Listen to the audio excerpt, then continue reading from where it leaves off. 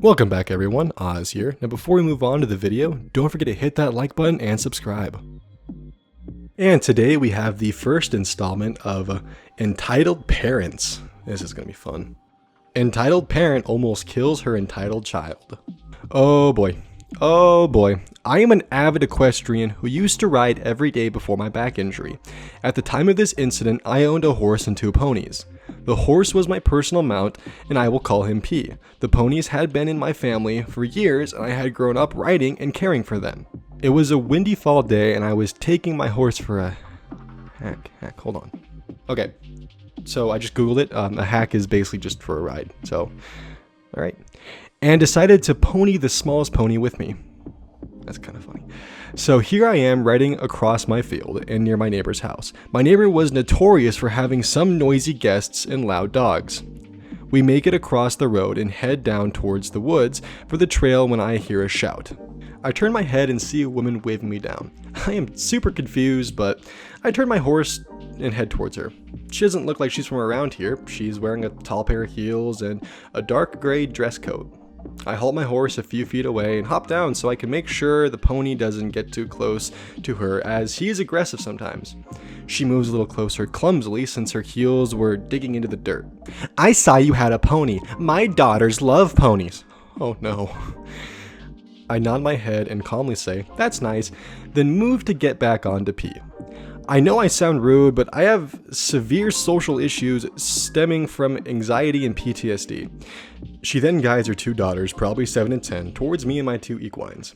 I shift away from them, kind of panicked, jumbling my words as I asked, "What are you doing?" Entitled mother looked at me as though I had 2 heads. "My daughters want to ride your pony," she said, as though it was obvious. Well, there are many things wrong with that. 1, she didn't ask. 2, she doesn't even know me. And 3, my pony is not beginner safe. Nowhere near it. So I calmly try to explain why they cannot. My pony is not safe for your children. He can only safely be ridden by people with experience. Well, boy, was that the wrong thing to say. "How dare you tell my kids they can't ride that pony? I will not be bossed around by the likes of you." Entitled mother then proceeded to grab her smallest child and then try to set them on my pony. He, of course, skittered away nervously, and I took that as an opportunity to put my skills at work. I slung myself into the saddle and nudged P until we were backing away from Entitled mother. Once a safe distance, I spun around and pushed him into a lope. I went straight back to the barn, untacked, and put the animals away. I later got a phone call from the neighbor yelling at me for harassing his guests. Honestly, I would have gladly gone and got the safer pony to let the kids ride. Had she asked nicely, that particular pony could have killed or seriously hurt her child. I swear people have no common sense. Oh boy. Yeah. Let's just demand that we ride an animal that we don't know. This is the equivalent of going up to a service dog and trying to pet it, or going up to a pit bull that's on a chain and undoing it and then trying to figure out why the pit bull is kind of aggressive. Not that all pits are bad, just some of them have had hard lives. Entitled parents think she can get free sandwiches by ruining hers. Long post, but this is still fresh in my mind. For legal reasons, I'm not allowed to name the place in which I work, but I am sure you will figure it out while you read. I work at a place which makes subs to the specifications of the buyer. They'll choose their meats and their veggies. Due to being short-staffed, I usually am the only one working between the hours of 2 p.m. and 5 p.m. And the store itself is usually pretty busy, so I'm rarely able to prep extra Cambros of the stuff in the back and rely on whatever the opener makes. Ah, yes, quite the mystery of where you work.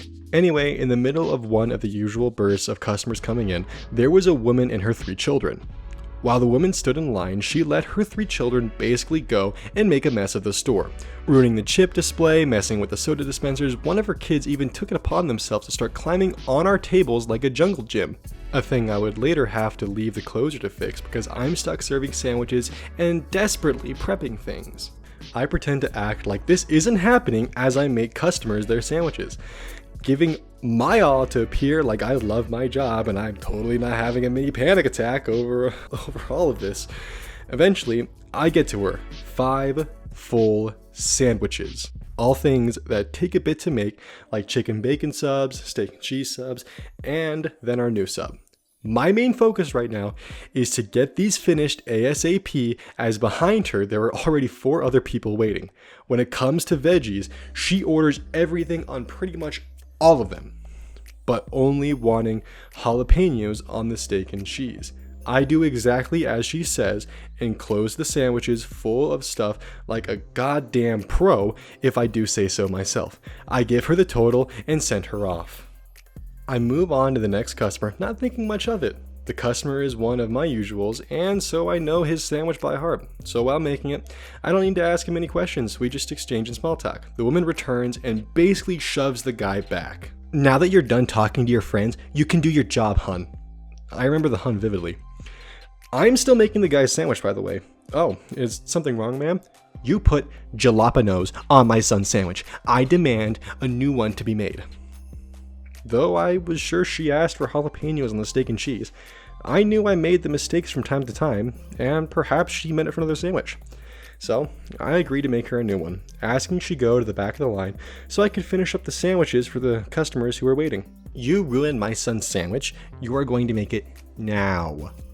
Not wanting to start a scene, I simply tell her I will make it once I finish the sandwich I was currently making. She agreed, but glared at me the entire time as I rang the man up. I hurried back over to make her another steak and cheese sandwich, using the last of the steak to finish it. I made it, same as before, but with no jalapenos. I gave the woman the sandwich and started on the next customer. Not long, she comes back, but at least waits for me to finish this sandwich before she yells at me. My son's sandwich fell apart, you didn't close it right, and now he's all messy. I looked over, the only mess I saw was on the tray. It looked like half of one of the chicken bacons had its guts squeezed out. Not wanting to start something while I had 2 other customers still waiting, I offered to make her a 6-inch to replace the 6-inch. No, I want it full. You made it full. Just because you ruined half doesn't mean I just get half. Make it full. I was starting to lose my cool here, actually rolling my eyes at her before making the sandwich. Same thing as before, but this time she asked for double tomatoes, no spinach, and no banana peppers. I do as she says and give her the sandwich before hurrying through my next customer. Before I can finish, she's back. Do you think this is a joke? She yells, shoving the customer's side completely wrapped sandwich in hand. I sigh loudly and look up at her. There's banana peppers on this. I asked for no banana peppers. You are going to make me a new one now, she yelled, waving the sandwich in my face. I took a moment to look at her table and I realized what she was doing. Her son, who got the steak and cheese, was simply picking out the jalapenos and eating it fine while the other one was still wrapped sitting beside him.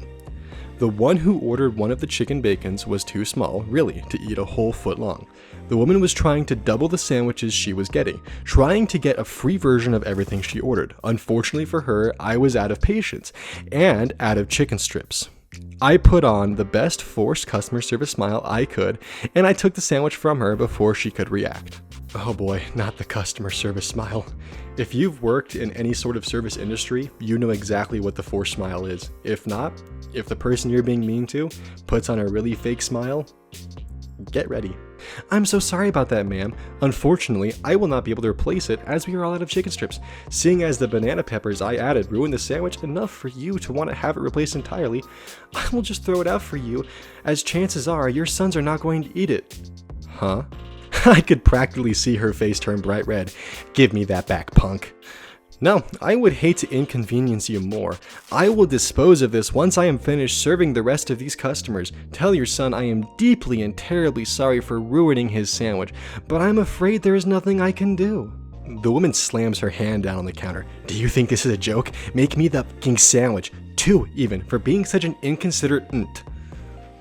As I said, there's nothing I can do. We are all out of chicken strips, and I cannot justify making more with my lobby being such a mess. If you would like to clean it up for me, I would be able to oblige. The woman huffed loudly and gave me the middle finger before returning to her table. She quickly gathered her sons and left, leaving several half-eaten sandwiches on the table as if to spite me. But her loss in the end. Give this man a round of applause. Oh my gosh. I used to work in the fast food industry as well before I moved on, and these kind of customers would show up quite a bit. One of my favorites was this woman who had long red hair. She ordered a burger, we gave her the burger, The food came back, and there was this long red hair like on the bun, and she was like, "You guys got hair on my food, and I need it to be returned." Everyone there was either blonde or brunette. No one had long red hair, so I mean, it's kind of obvious. But we had the policy of we had to take the food back if they didn't want it, so that way they weren't getting free food. But other than that, I mean, they handled this perfectly. They served the customer properly. They did what they could, and as soon as they realized what the customer was doing, they handled it in the most respectful way possible.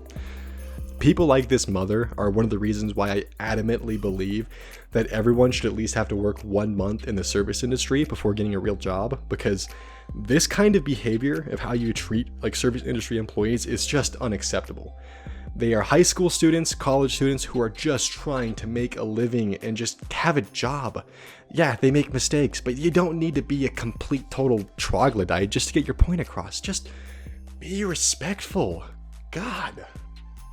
Thank you all for watching this episode. If you haven't already, hit that subscribe button, and until next time, I'll see you guys later.